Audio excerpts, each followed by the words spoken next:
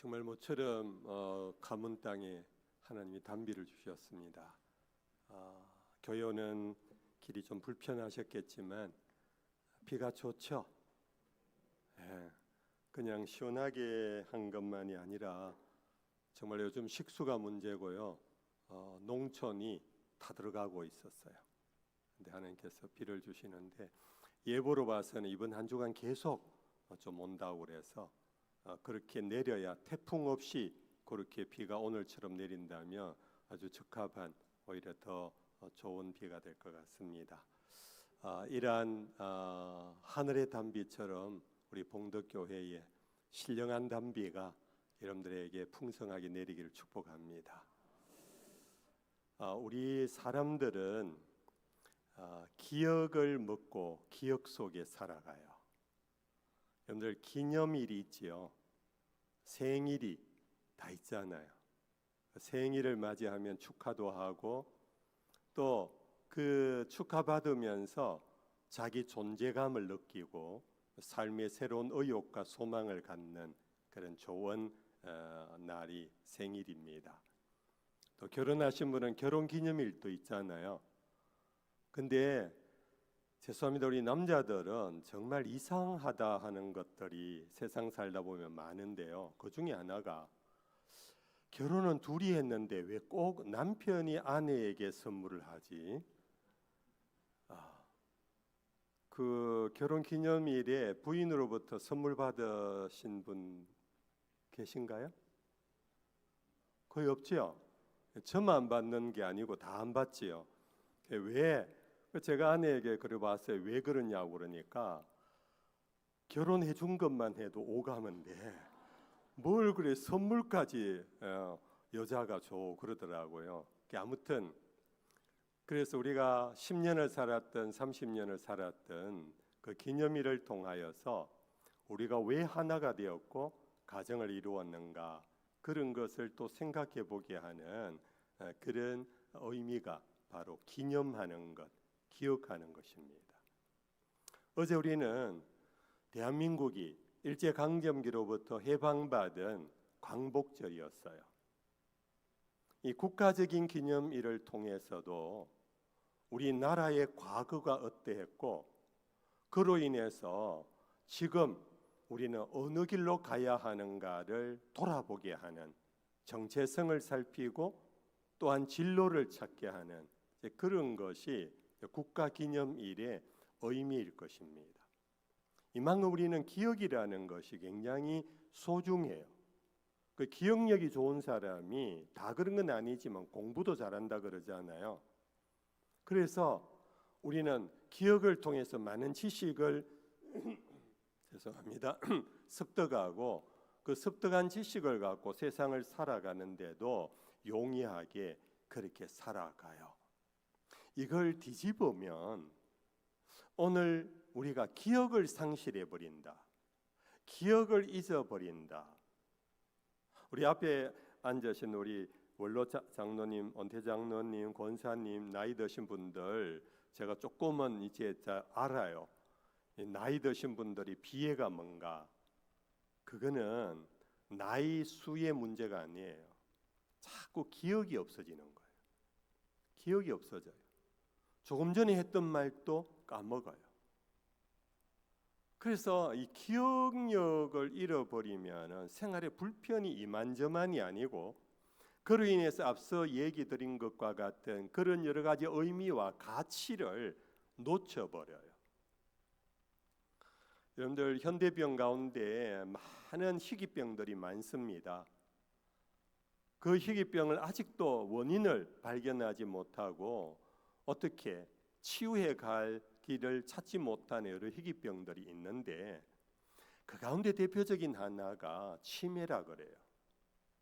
아직 치매를 치료하는 약은 아직 상용화되지는 않았어요. 뭐 이런저런 정보에 의하면은 곧 개발돼서 나올 거라 그런 얘기들은 나오지만 아직 상용화되지 않아요. 우리가 치매를 굉장히 두려워합니다. 왜 그렇습니까? 몸이 아픈 것이 아니라 이 잊어버림 속에 아내도 몰라봐요.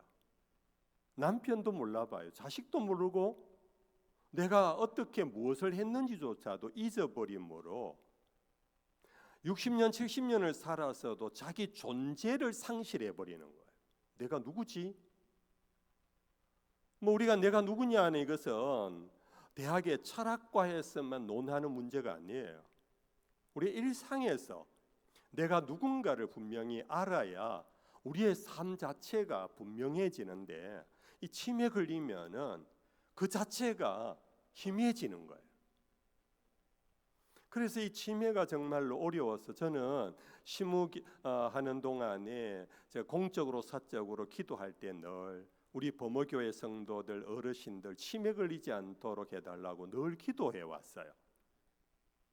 근데 제가 은퇴한 후에 은퇴를 하니까 저도 마찬가지 기억력이 급격하게 떨어져요. 이제는 저희 부부의 치매 예방을 위하여 기도를 이제 많이 하고 있습니다. 정말 하나님 지금까지 은혜로 살아왔는데 치매 걸리면은 이 목사가 기억을 못한다, 교인을 알아봐도 모른다, 심지어 성경도 잊어버렸다, 찬송도 어떻게 부를지 모른다, 이러면 제가 살아온 70년, 80년이 완전히 망가지는 거잖아요.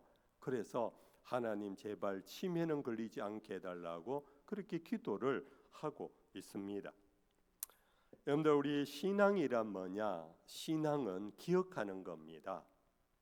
정말 우리가 사람이 어떻게 살아가야 하느냐, 누구냐 하는 이런 것뿐만 아니라 신앙 자체가 기억하는 거예요. 여러분들, 우리가 성경에 보면은 하나님께서 안식일을 기억하여 거룩하게 하셨어요. 그 안식일을 기억하게 한 이유는 단지 모여가고 예배하라, 이것이 본질이 아니에요. 안식일을 기억하게 하는 것은 하나님의 천지 창조를 기억하게 하는 거예요. 여세 동안 모든 만물을 지으시고 이래 되는 날 쉬시면서 이 날을 거룩하게 하셨거든요. 그래서 이 날을 거룩하게 한 것은 단순히 우리가 쉽게 생각하는 그냥 종교적인 행위를 하는 날이 아니라, 그것은 이 모든 세상의 만물이 어떻게 생겼을까, 누가 만들었을까, 결국은 안식일을 기억하면 창조의 사건으로 연결되고 그것은 창조주 하나님과 잇대어지는 사건이 바로 안식일을 기억하는 거예요. 그래서 신앙은 바로 이것을 기억하지 않으면 신앙을 잃어버리는 거예요. 교회 조직에 몸담아 교회의 어떤 제도 속에서 우리는 신앙생활이라는 걸 하지만은 이것이요, 소위 권한을 잃어버리게 하는 그런 아주 모순된 일들이 많아요. 조직은 아는데 하나님의 섭리는 몰라. 교회의 어떤 사람들은 아는데 하나님을 몰라. 교회 모여가고 사람들끼리 의논하고, 교회 모여가고 어떤 세상을 위해서 우리 교회가 뭘 할까 하는 행위를 위하여 논의는 많이 하는데, 우리의 근본, 세상의 근본인 창조주인 하나님을 기억하지 않는 속에서 우리가 뭐를 한들 그 자체가 하나님을 영화롭게 하는 참 신앙의 일은 아니거든요. 그래서 사랑하는 성도 여러분들, 우리는 정말 안식일을 기억해야 합니다. 이 성일을 기억하셔야 돼요. 이 안식일이 여러분들 아는 대로 원래는 주의 마지막 날 토요일이잖아요. 지금도 안식일 제7일 재림 안식교는 이 율법대로 마지막 날 토요일을 그들은 안식일로 지키고 있어요. 근데 왜 기독교회가 토요일 아닌 주의 첫째 날로 옮겨서 예배를 하며 우리가 이렇게 모이는지 그 연유를 아시나요?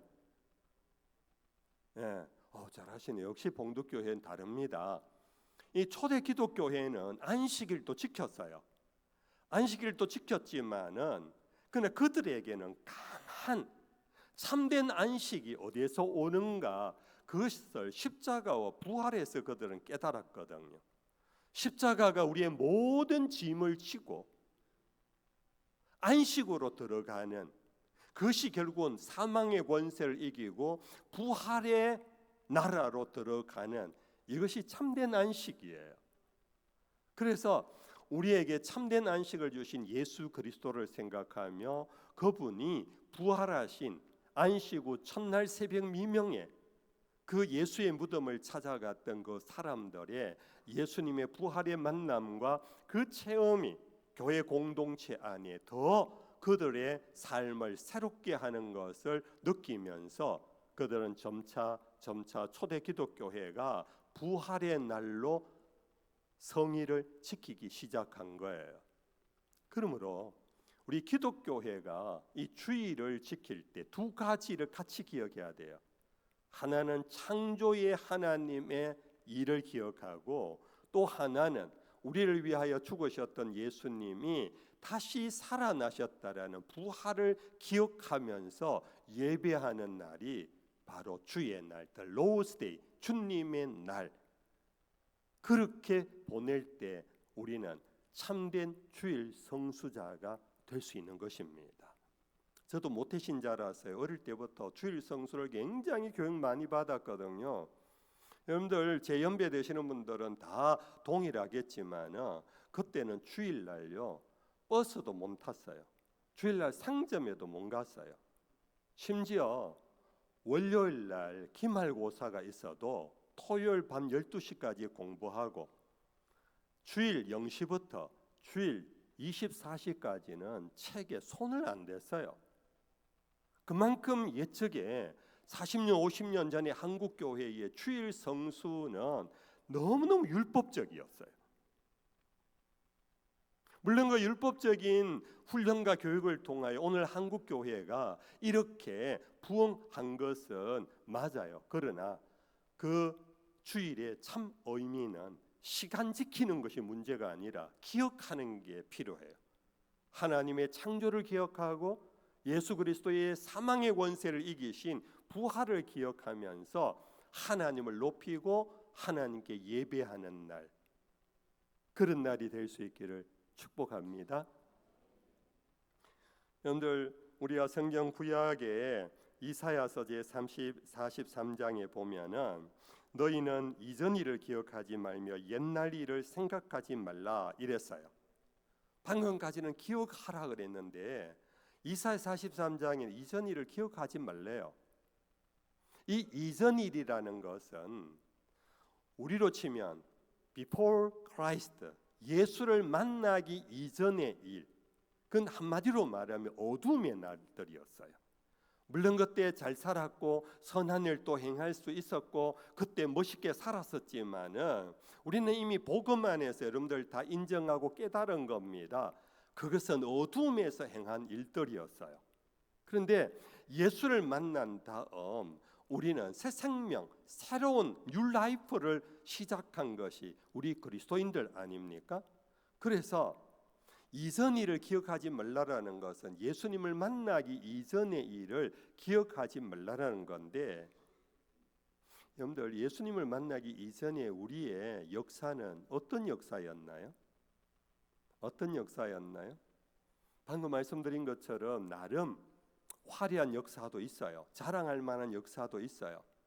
그러나 화려하고 자랑할 만한 것들 속에 항상 개입되어 있는 것이 정말 정직하고 솔직하게 생각해 보면 거기에는 다 죄가 개입되어 있어요.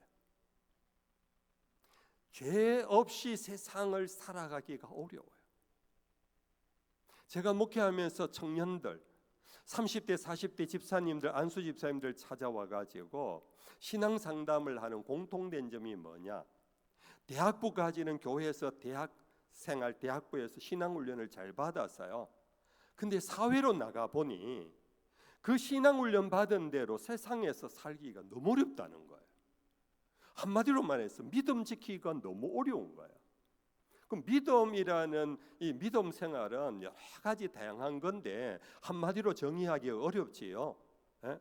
근데 그냥 쉽게 생각하면 믿음이란 사랑하며 사는 겁니다. 용서하며 사는 겁니다. 남에게 친절을 베풀며 사는 겁니다. 여러분들 이러한 내용들이 믿음 생활 아닙니까? 근데 세상에서 그렇게 살다가는 바보 취급당하는 거예요. 손해 보는 게 비일비재한 거예요. 예. 그러니까 세상 살아가서 내가 대학까지 열심히 공부한 것 같고 내가 양보하고 내가 용서하고 내가 다른 사람에게 베풀고 이러다가 내 집 하나도 마련하기가 어려운 것이 오늘 세상이니까 죄송합니다. 우리 모두는 거의가 어느 정도 적당하게 타협 속에 살고 있잖아요. 어느 정도 적당하게 죄와 짝하며 살고 있잖아요. 하나님도 이해하시겠지 그러면서 어쨌든 우리가 예수를 만나기 이전의 삶에 인생 역사 전체가 인류 역사 전체가 죄의 삶이에요. 그 에베소서 제2장에는 우리는 진노의 자식이었다. 하나님의 진노가 가득 찬 세상 속에서 살았다. 그래서 우리는 그 자체가 사는 것 같으나 죽은 것이다. 죽었던 우리라고 그랬어요. 그래서 여러분들 이전 일이라는 것은 바로 죄의 삶인데 우리가 죄의 삶을 기억하며 산다라는 것은 세상 살이 가운데 가장 어려워요. 여러분들 괴롭히는 기억들이 뭔가요? 여러분들 괴롭히는 기억이 뭐지요? 네. 그 기억 속에는 긍정의 기억과 부정의 기억이 있어요. 근데 우리에겐 긍정의 기억보다 부정의 기억이 너무 많아요. 긍정의 기억 하나 둘이면 부정의 기억은 8, 9가지예요.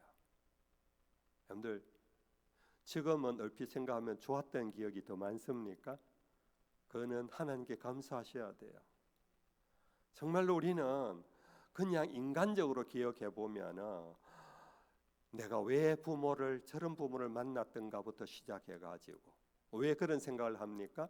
어릴 적에 요즘은 자식을 금쪽같이 여기지만은 여기 한 50 넘으신 분들은 부모에게 온갖 욕을 다 얻어먹고 자랐을 겁니다.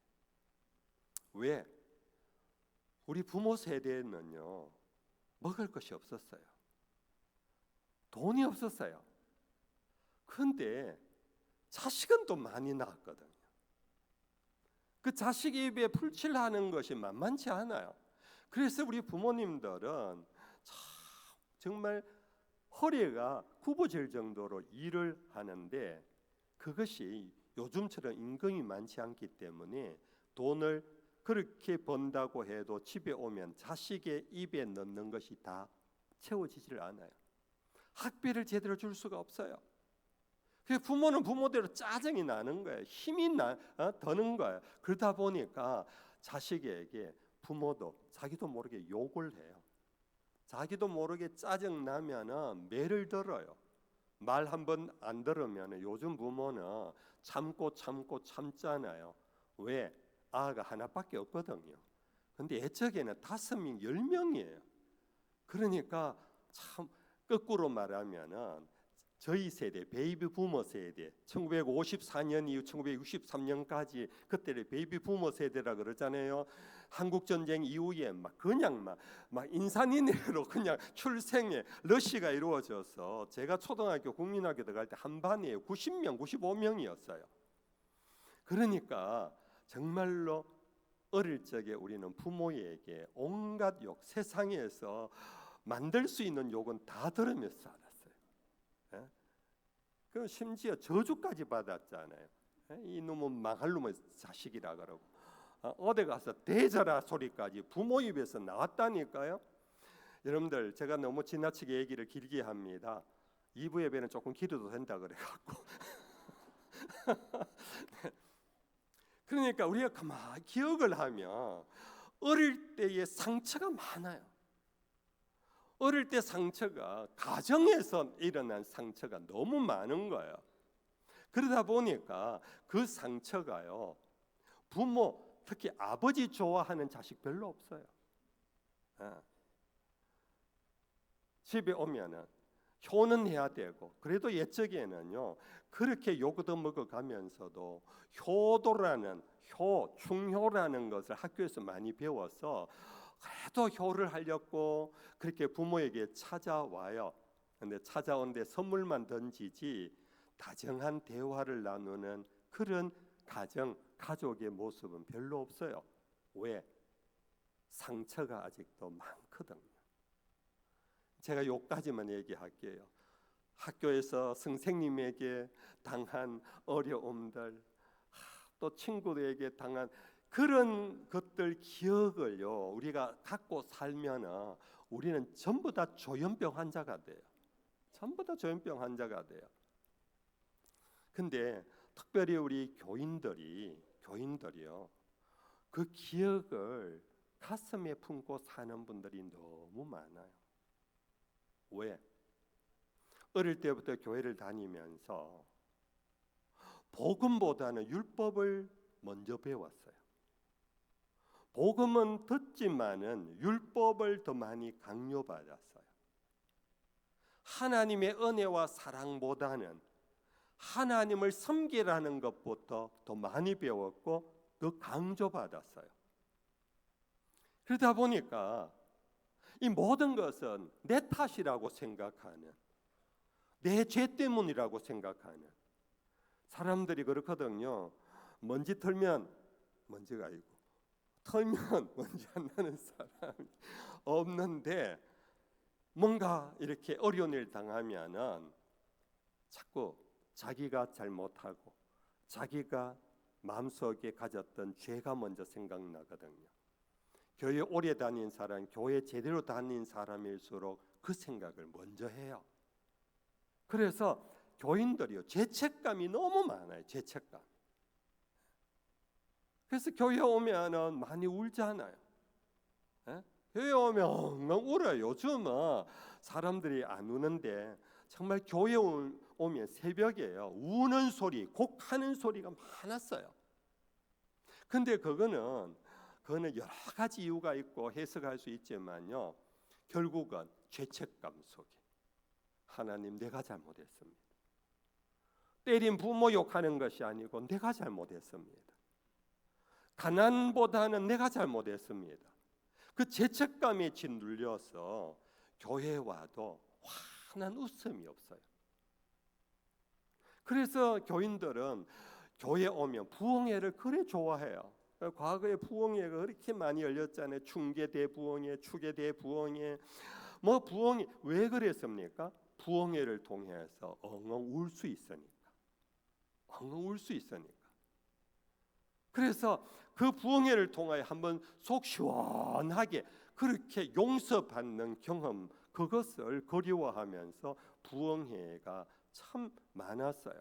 그로 인해 한국 교회가 사실 부흥하기도 했어요. 근데 교인들이 와서 늘 오기만 하면 요구하는 게 뭡니까? 부흥회 때, 집회 때마다 하나님 은혜를 주옵소서, 하나님 은혜를 주옵소서. 여러분들도 많이 그렇게 기도하잖아요. 근데 여러분들 제가 우스갯소리로 합니다. 하나님이 입장에서 들어보면 기가 막히는 거예요. 기가 막히는. 하나님이 은혜를 줘도 이만저만 준 적이 아닌데 또 은혜를 달래요. 하나님은 하나님 전부를 내어줬어요. 전부가 누굽니까? 독생자를 우리를 위하여 주셨는데, 우리의 죄를 다 용서한다고 독생자를 걸고는 그렇게 은혜를 베풀어 주셨는데, 오기만 하면은 또 은혜를 주옵소서, 은혜를 주옵소서. 왜 그럴까요? 왜요?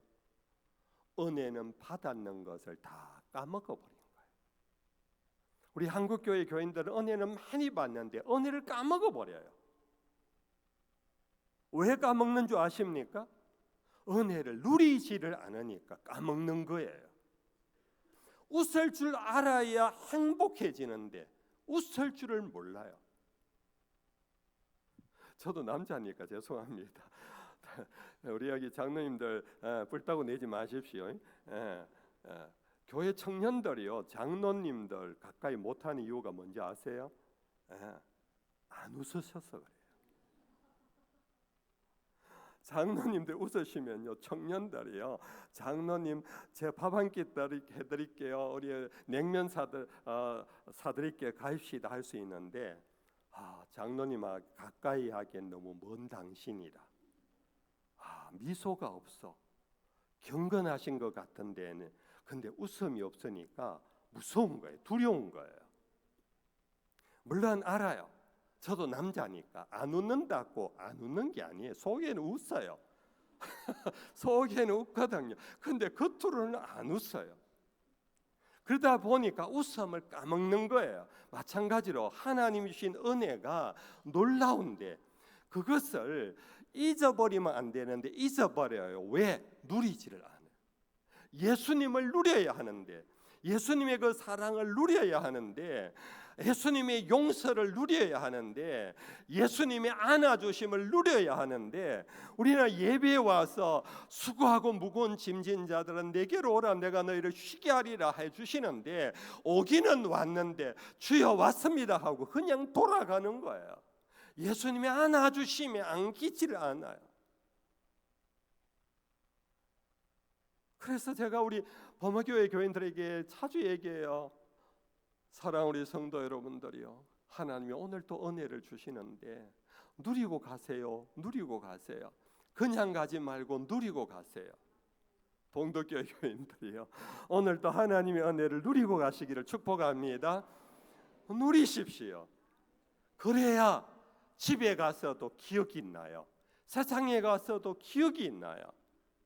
하나님의 은혜를 한마디로 말하면 독생자까지 아끼지 아니하시고 날 위하신 분이 하나님의 은혜. 하나님의 은혜는 직장 준 것 정도가 아니에요. 병 고친 정도가 아니에요. 독생자까지 주시면서 내 편이 되어 주시고, 마귀를 멸하러 왔다 그랬잖아요. 요한 1서에 마귀를 멸하는 게 뭡니까? 사탄의 하는 일은요, 참소하는 거거든요.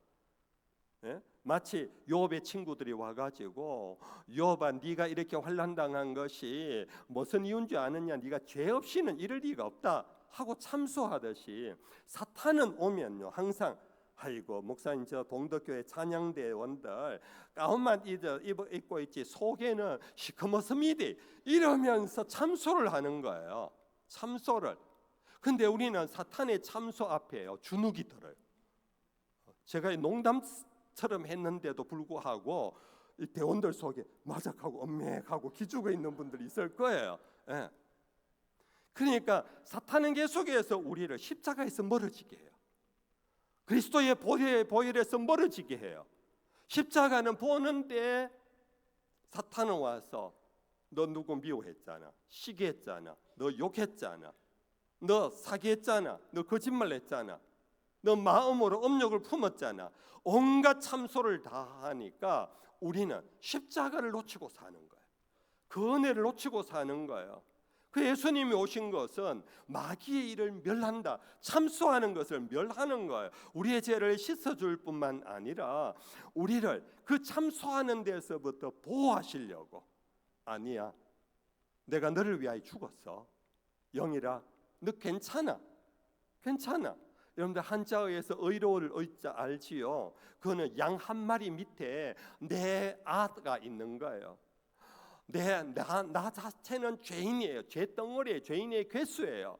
그런데 내 위에 어린 양 한 마리가 착 있어요. 한자어 알지요? 그게 하나님이 우리를 볼 때 양을 보고 의롭다 하는 거예요. 그게 의라는 거예요. 내 모습만 보면은 내 꼬라지는 죽일 놈이에요. 목사 같지 않는 놈이에요. 그런데 내가 십자가를 붙잡고 예수 그리스도를 붙잡고 그 은혜에 의해서 하나님이 값없이 의롭다 해 주시는 것, 그 때문에 우리는 지금 살고 있는 거예요. 우리에게는 참 희망이 있는 거예요. 우리가 죽어도 사는 거예요. 이미 사망에서 생명으로 옮겨진 거예요. 이것이 하나님의 은혜예요. 사랑하는 성도 여러분들, 은혜를 기억하십시오. 오늘 성경 본문이 바로 그겁니다. 오늘 설교 제목이 제가 은혜를 기억하는 사람들이라 그랬잖아요. 여러분들 1절 2절 우리 같이 한번 본문을 읽어볼까요? 다 같이 한번 읽어봅시다. 시작.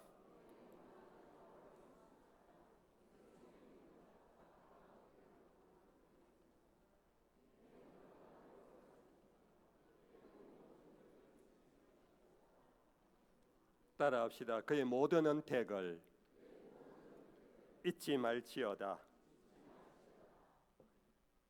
하나님의 은혜를 잊지 않는 것이 신앙인입니다.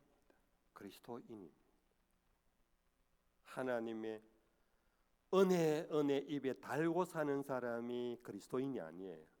그것을 잊지 아니하고 누리며 사는 사람. 그것을 잊지 않고 누리기 위해서 다윗은 이 다윗의 시로 소개되고 있잖아요. 다윗도 죄인이잖아요. 아시잖아요. 하나님이 그를 어떻게 해줬습니까? 자, 시골뜨기 목동에 불과한 다윗에게 사무엘을 보내서 진작부터 이스라엘의 왕이라고 기름을 부어줬어요. 그래 여차이차 그 얘기 다 하면은 부응해야 되니까 그렇게 해갖고 이스라엘의 임금까지 하나님이 삼아줬잖아요. 임금 딱 되자 한 짓이 뭡니까? 남의 집에 아름다운 여인이 탐나기 시작했고 그로 인하여 범죄했어요. 근데 그 범죄를 감추기 위해서 어떻게 했습니까? 그 여인의 남편을 전쟁 최전방으로 보내갖고 간접 살인을 범했어요. 요즘 예를 들어서 다윗이 목사다. 이 죽일 목사인 거예요. 한국 교회에 있을 수 없는 목사잖아요. 에? 그런데 여러분들 하나님이 다윗을 용서하셨잖아요.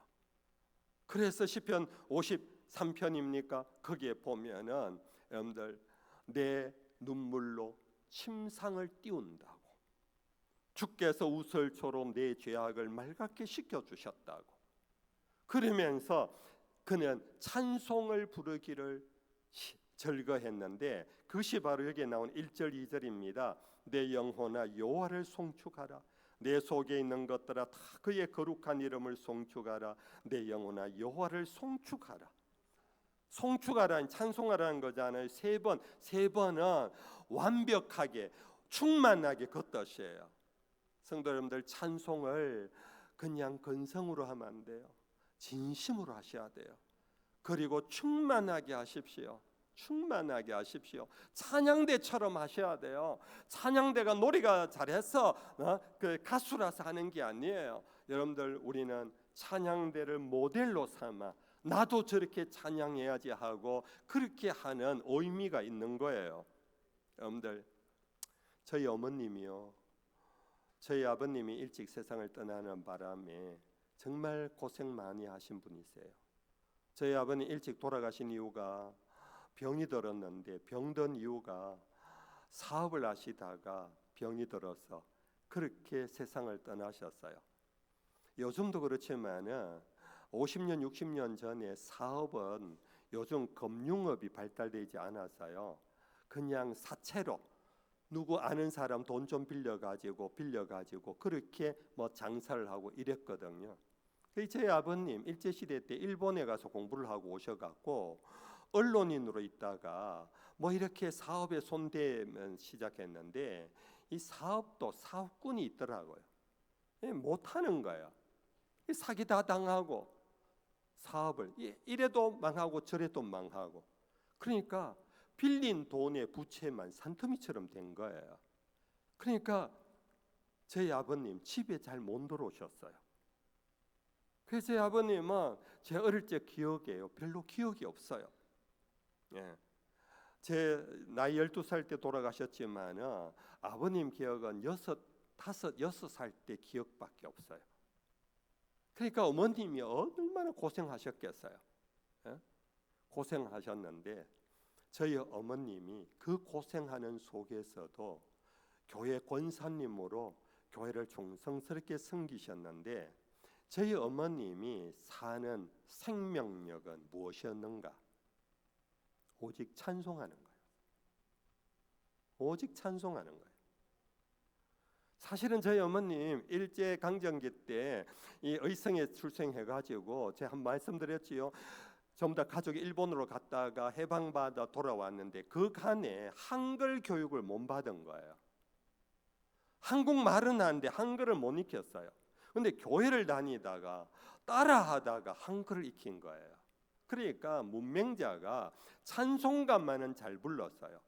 그러니까 저희 어머님 세대는 다 그렇겠지만은 불을 끄고도요 찬송가 10곡은 메들리로 끄떡없이 다 불렀어요.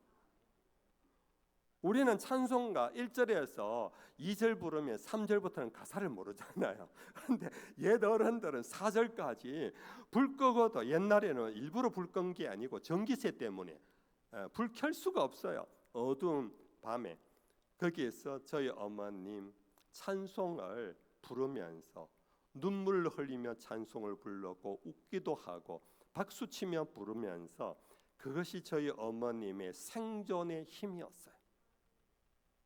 제가 어릴 적에 저희 어머님의 찬송 소리 듣고 제가 찬송 부르기를 따라했고 좋아했고, 그래서 제가 이 자리 목사가 되기까지 한 길이 바로 저희 어머님의 찬송 생활이었어요. 저희 어머님 하나님으로부터 받았다는 은혜가 뭘까요?